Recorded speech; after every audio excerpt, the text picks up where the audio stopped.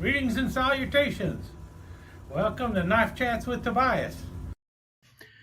So in a couple of earlier videos I've already done, I mentioned that I had picked up two medium toothpicks by Case last time I went to Smoky Mountain Knife Works. I've already done a video on one of them, and this is the second one that I also picked up. This is often just called the Ichthys Seafoam medium toothpick. The official name of it is the Seafoam Green G10 Smooth Medium Texas Toothpick. I can kind of tell why people call it the Ichthys Seafoam Toothpick. Now, like I mentioned, there were two that I picked up. The other one was the pocket-worn gray bone crandall jig medium Texas toothpick and carbon steel. That is this knife here. Now, when I reviewed this knife, I mentioned this one at the very end and said that we'll be comparing these two in a future video. Well, that's this future video. But before we get into the comparisons, I want to show you the Seafoam Ichthys toothpick. Okay, so let's go over some basic specs on this, because I think I've been buying so many medium toothpicks by Case that I've started to get kind of lazy when I come to reviewing them, and I've stopped actually telling you how large they are, because this is a medium toothpick that's a little bit on the larger size than most of the ones you run into. It's actually 4 1/4 inches long, as opposed to 4 1/8 or 4 inches. A lot of them are just 4 inches long. This is 4 1/4 inches long, which means that the main blade is also approximately 3 1/4 inches long, and the cutting edge on the main blade is about 3 inches. However, as you can see, it is a somewhat slender blade. Still, it's sharp enough. It's a really good slicer. Not the best spreader of peanut butter or anything like that. You would want a blade a little bit thicker for something like that. But if you're looking for something that can, well, the toothpick was designed as a bird and trout knife. So if you're looking for something for cleaning fowl or cleaning fish, then this knife can actually probably do a good job with that. And it is a good slicer, so we got that much going for it. Now, this one, as you can see, brass liners, looks like nickel silver pins. You've got the nickel silver Ichthys shield. Case does a series every year with the Ichthys shield. For those who are unfamiliar, the Ichthys, yes, that is a Christian symbol. And that is one of the selling points of this particular knife. And then you have the nickel silver bolsters going on. And then you've got the blade. It drops pretty good. I actually went through about 4 of these. None of them had any blade rub. But some of them were closer to the edge than this one was. I'll give you that much on that. As you can see, someone's going to complain because you can see a little bit of a gap right there. So yeah, just like with this knife here, you can, if you really want to, see some light behind the back spring and the spacers here, or the liners there. If you really want to look for it, you can probably find it. And it's not a big concern of mine, though. The interesting thing with this was that it is in the G10. So it's not a bone handle, it's G10. And these have been around since like November, December 2023. So they have been around for a while. A lot of the Ichthys series is already sold out. When it first came out, it came out as a first production run. Those are all sold out pretty much. If you want to see a person who has the first production run, I would suggest taking a look at the Ichthys knives that Knife Delights have. I'll try and find a link to those and include that in the video here too. But Knife Delights has the Ichthys first production run. The difference between the first production run and this knife is the first production run will have first production run on the blade. I was not really concerned about that. As you can see here, you see the stamps there. You've got 1, 2, 3, 4, 5, 6. So there's 6 dots on this knife. And if you look at the box here, December 14th, 2023.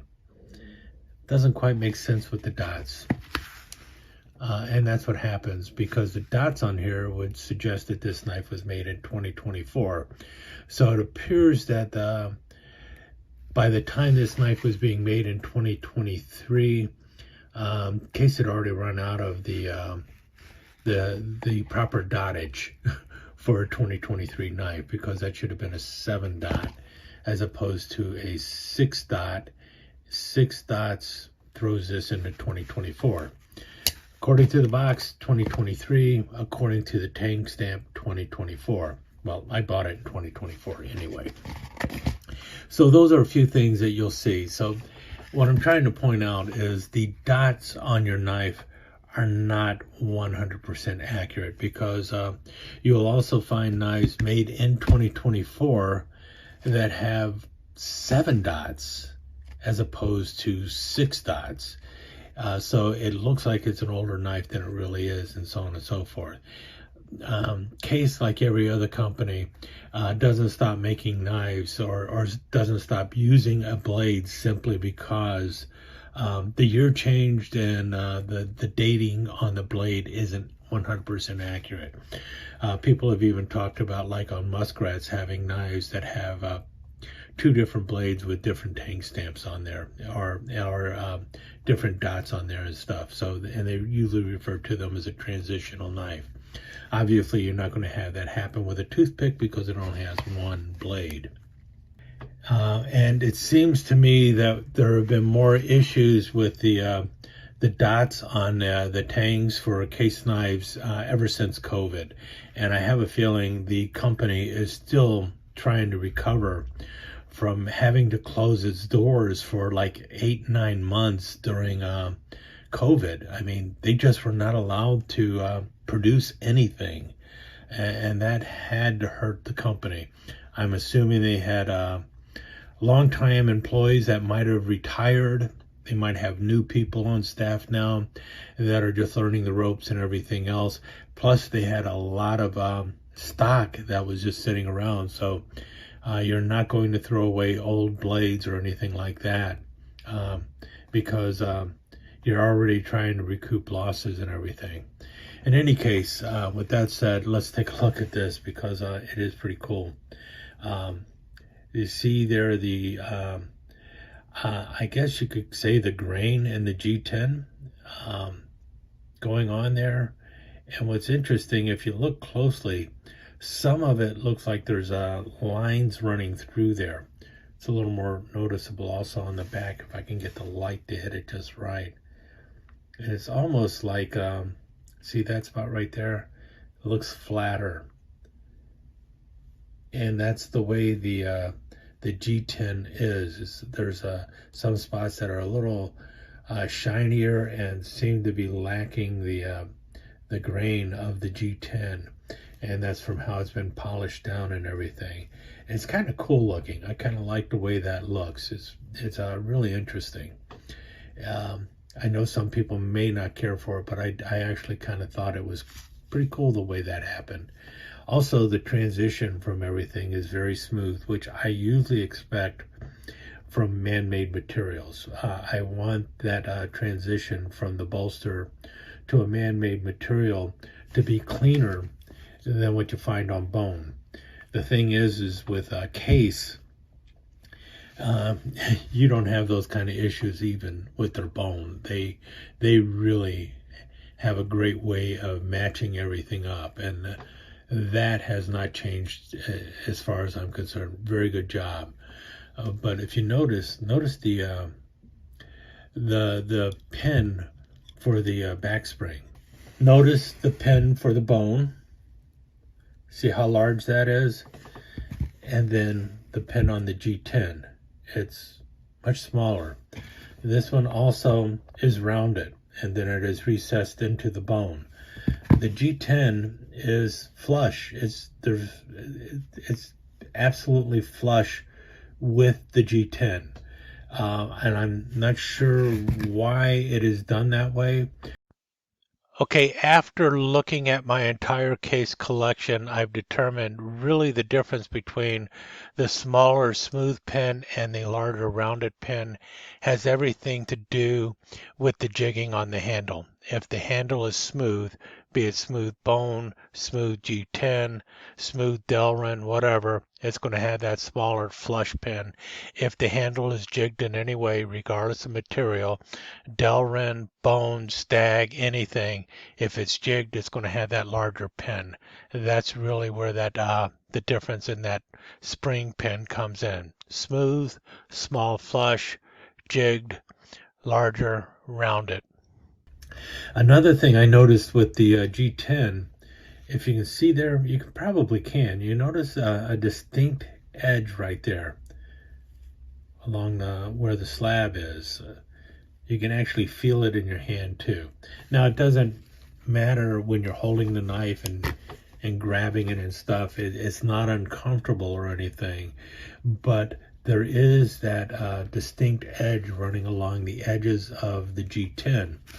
And if you look at the bone, and I know this is pocket worn, but other bone is very similar in the fashion. The edge has been rounded off. It's much more rounded, and that is one of the things that people will comment about Case and its bone. The way they have rounded it off, and then they follow that rounding of the bone right into the bolsters. In this case, the sharp angle or the edge of the G10 follows into the bolster as well, and you can actually see it all the way to the end of the bolster. Notice how when you get to the end of the bolster there, at the end of this powder horn, it's wider. It's wider than the end of the bolster with the bone handle, and this is more rounded. This one is more squared off, and you will see the same thing going on with the top bolster. See how this one looks more rounded? This one is a little more angular, and you can see it a little bit in there. It's just a little bit more angular. I'm not sure why they didn't round off the G10. Maybe there's an issue with that. Maybe some other folks out there know more about it, or maybe it's this one knife. I really wasn't paying that close of attention when I was picking this. I did look at it through 3 or 4 different knives, but as far as I could tell, they were all pretty much the same. There is that little bit of a edge on the G10 that I do not find on the bone. The shield is well seated, no doubt about that. It is Case True Sharp stainless steel. This is in the carbon steel, the 1095 carbon steel. Nickel silver bolsters. These look like nickel silver pins. That might also be a difference here, because are they? Maybe. No, I think they're brass. I think they're brass pins. And you do have the brass liners. Blade has an ever so slightly stronger pull than what I have on this knife. All of the medium toothpicks though have it's a discernible stronger pull when you're doing it back to back. Okay, this one is slightly lighter than this one. However, if I did not have two that I was comparing side by side, I would say both of these are like a 4 or 5 when it comes to the strength of the pull. So it's right there in the mid sweet spot as far as I'm concerned. So it's not an overly aggressive pull. The blade stays where it's supposed to stay when it's open, so the back spring is doing the job it's supposed to do. You drop the blade, you can drop it without worry of getting any kind of blade wrap, because, well, you can see, you can definitely push the blade down because it's got a good kick on the blade there. So everything about the knife I really do like. I mean, but I collect medium toothpicks. The am I going to be picking up the other Ichthys knives and the Seafoam? No, this is the one I wanted. This is the one I got. I do like it. Um, I'm curious about the edge here. I'm wondering if other people have noticed that. Like I said, it when you're holding it, using it, functionality wise, it's not a problem. If anything, you might have a nice flatter spot there for pushing down on than you do here. Is there any real difference? Nah, no, it's grip tight, push is not going to be a problem. Either way, I mean, it's fine. It's just something I noticed that I did not notice in other case knives, and something that I thought I should point out. You do have an edge there, so if that is a deal breaker for you, then there you go. What I liked about it though is this so-called seafoam green. It's hard for me to consider that a green. When TC reviewed this over on SMKW, he referred to it as a 57 Chevy Bel Air blue, and to me that's a more accurate color for this. It is definitely a shade of aqua. It's looking more blue on the camera than in person. There is that hint of green in it, but yeah, a lot of people are not going to see this as a green, or at least not a true green. There is a lot of blue to this color. But it's a gorgeous knife, though, regardless of what you call the color. I would just call it seafoam. I would leave out the word green. I know the big selling point for this knife is the fact that it is the 2024 Ichthys series. So a lot of people are going to pick it up simply because of the shield. I picked it up because it was a medium toothpick, and I'm really happy to have it. There are several other knives in this series. Like I said, many of them are already getting sold out because the Ichthys series is always a popular series. And the ones that are in first production run, I think most of those have been sold out. Those are definitely the ones that the collectors were after. Maybe I should have grabbed one of those. But yeah, I picked it up because I collect medium toothpicks. But I also think it's a pretty cool knife, and well, G10, pretty sturdy handle material, and it does look gorgeous. So anyway, with that said, I will let you go, and one more knife for my growing Case Medium Toothpick collection.